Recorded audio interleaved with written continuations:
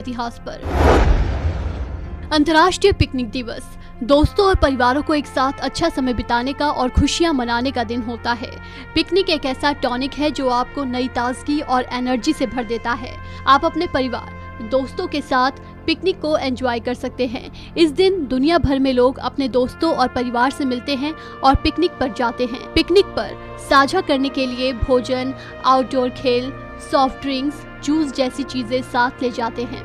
Picnic शब्द एक French भाषा का शब्द है जिसका अर्थ होता है प्रकृति के साथ बैठ कर भोजन करना। हालांकि अंतर्राष्ट्रीय पिकनिक दिवस की उत्पत्ति स्पष्ट नहीं है। ऐसा कहा जाता है कि ये फ्रांसीसी क्रांति और विक्टोरियन युग के समापन की ओर हुआ था। पिकनिक 20वीं सदी तक इंग्लैंड में लोकप्रिय हो गया था।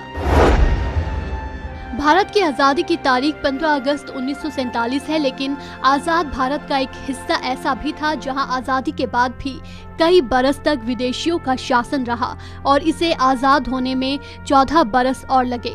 ये हिस्सा था देश का तटीय क्षेत्र गोवा, जो उस समय पुर्तगालियों के कब्जे में था।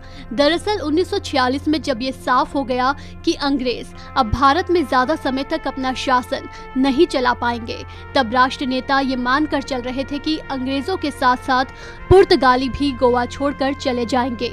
हालांकि स्वतंत्रता सेनानी और समाजवादी विचारधारा में यकीन रखने वाले राम मनोहर लोहिया इस बात से इत्तेफाक नहीं रखते थे।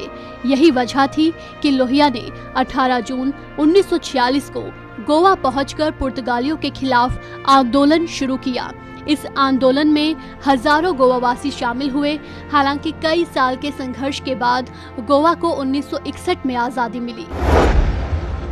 भारत के गौरवशाली इतिहास में जब जब वीरांगनाओं का जिक्र किया जाएगा, महारानी लक्ष्मीबाई की वीरता और पराक्रम हमेशा लोगों को प्रेरणा देते रहेंगे।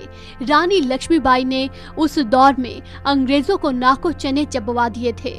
जब युद्ध के लिए सिर्फ पुरुषों को योग्य माना जाता था, तब रानी लक्ष्मीबाई के युद्ध कौशल के साथ उनका मातृत्व धर्म भी इतिहास के पन्नों में सुनहरे अक्षरों में दर्ज हो गया।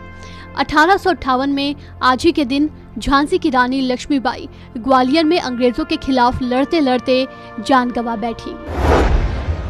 भारतीय सिनेमा जगत में अपने दिलकश अदाओं से दर्शकों को दीवाना बना देने वाली न जाने कितनी अभिनेत्रियां हुई, लेकिन 40 के दशक में एक ऐसी अभिनेत्री थी जिसे ब्यूटी क्वीन कहा जाता था।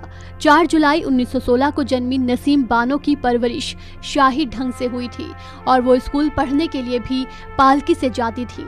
नसीम बानो की सुंदरता का अंदाजा इस बात से लगाया जा सकता है कि उन्हें किसी की नजर ना लगे, इसलिए वो हमेशा पर्दे में रहती थी। नसीम बानो लोकप्रिय अभिनेत्री सायरा बानो की मां और प्रसिद्ध अभिनेता दिलीप कुमार की सास थी।